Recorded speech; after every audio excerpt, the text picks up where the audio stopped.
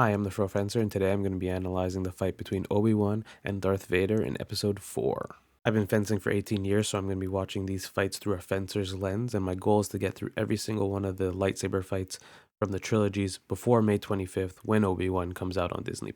So if you want to see all that, subscribe to see all the other fights that I cover. Alright, so let's start the video. The circle is now complete. When I left you, I was but the learner. Now I am the master.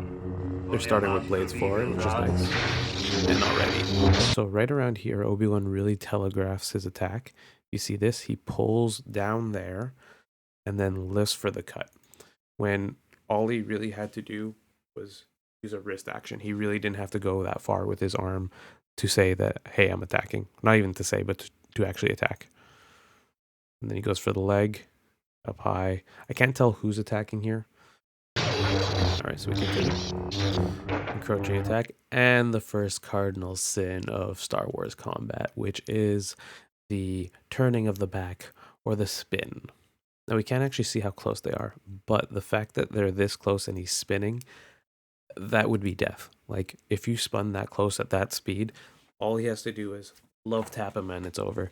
He had no blade control to secure him on the spin. Like, if he had control of his opponent's blade and then he spun with it to carry it with him, maybe, but there was nothing there. It was just a spin for flare, and flare kills you. Flare is death. That's it. Moving on as if that never happened, I'd also like to point out the fact that this camera angle of being so close makes it hard to gauge what exactly is happening between them. Like, I would like to say they're too close, but I can't say for certain because of this angle.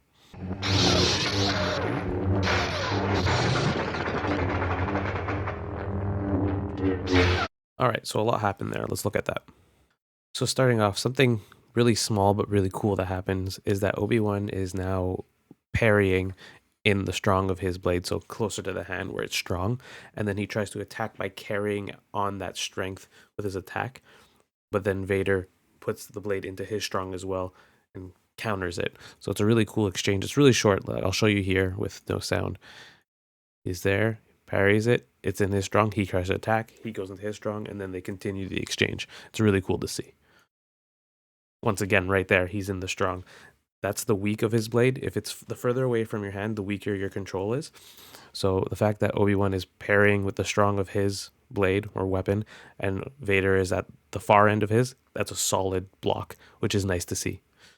Now, the weird thing that's going to happen now is that Vader's going to crush the distance and they're going to get really close, which is something I would never do with a weapon that can kill me just with a little tap. Like, it doesn't require much. You'd probably want to stay as far away as possible from that. So let's see that happen. They're exchanging and he gets really close. Never. Because just the slightest movement will cause some serious damage. I don't know why you do that. But then he backs off. Little exchange. Once again, they're pointing their weapons at each other, which is good to see, rather than some sort of stance that's all the way out here. Yeah, a little bit of tip play, you know? I don't know why he opted for such a wide swing there. Look at it again. There. Oh, it's okay. Laid out the distance. There was some parry action going back there. Trying to have actual blade control, not just swinging wildly. And a little tip games again. I didn't see how that swing was delivered, but there's a block. It's a weird angle. I can't actually see what they're doing. Okay, so here, Obi-Wan should be in a stronger position in this contact because it's closer to his hand, while Vader's is right near the tip. Instead, they decide to play some tap games. Yeah, that whole leg attack thing when I can't see where the leg attack is annoying. But once again, solid parry here. Tries to carry that over. Vader stronger there, carries over. Going back and watching that sequence a little bit, you can tell that they're not really attacking each other.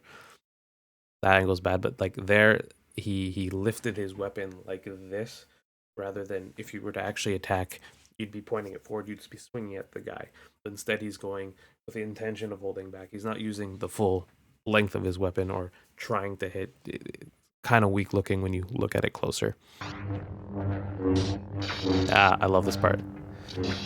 Now, I like the fact that they're playing tip games, like someone's trying to get control. What I don't like is how big the circle is. You don't need to make such a big circle to make an impact and confuse your enemy. Small circles are ideal because they're faster. The wider the circle you make, the more chance that there is that the person can attack through. So that's not great. That looks slightly better from that angle. If we go back here and then I kill that. Let's see how that looks. No, it's still pretty damn wide. Doesn't have to be. But it's nice to see them actually try to play step back because it's getting dangerous. Nice angle of the blades. Yeah. All right. So, I like that they're further away. Let's rewatch that. Right here. Yeah, around here. Yeah, so clearly they're further away here, which is nice to see. When they're super close in the Star Wars fight, it's kind of aggravating. But they're still a little too close because Vader's blade is so close to Obi-Wan's hand, meaning the distance is way within the capability of causing damage. Like it's way too close. Like that right there. Oh my god. If you're that close, you're in danger. Show me that part again. Not the green flash. Let's go here. That that is too close. That is way too close. You're in danger zone now. And I understand it's a compressed space, but holy crap. That I have no clue what that was supposed to be. That was kind of foolish. This is a great scene right here. Little angle here. I like that they're playing back and forth. I like consistent blade contact. And then we have the scene. The iconic scene.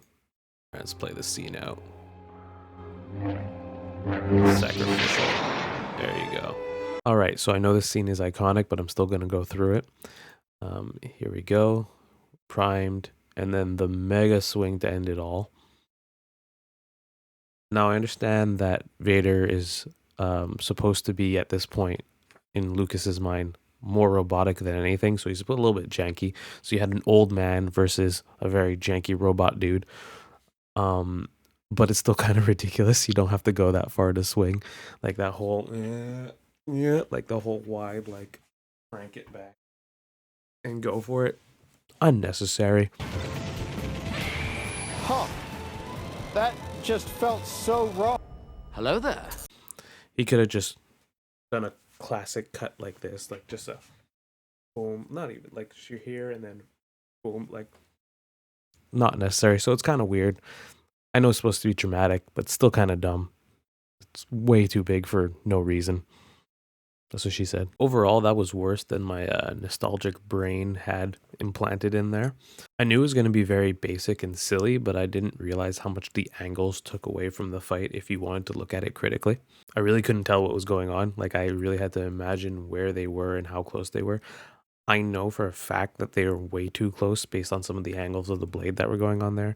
But if I were to point that out throughout the whole video, it would just be hard to prove. But you can see that the way they're just crossed like this, there's like, why are you so close? But that's a trend that happens in most of the lightsaber fights that you're going to see as we go through the rest of them. Still, you could see the kendo and fencing influences in how they behaved at certain points in the fight. Those influences really came out in the points where the parries and the mind games were coming into play. When the parries were in the strong and you can see them trying to fight and control the blade is when you really knew that somebody with some knowledge was behind it. The best parts of this fight is the fact that they look like they're playing and trying to outsmart each other at certain points. You can tell when it's choreographed, and you can tell when they're really acting the fact that they're trying to manipulate their opponent into what they're doing, which is something that kind of gets lost over time in the trilogy fights, as you're going to see. To watch the next lightsaber fight in this series, be sure to click on this video to keep watching, and be sure to subscribe to get notified when I post the new fight.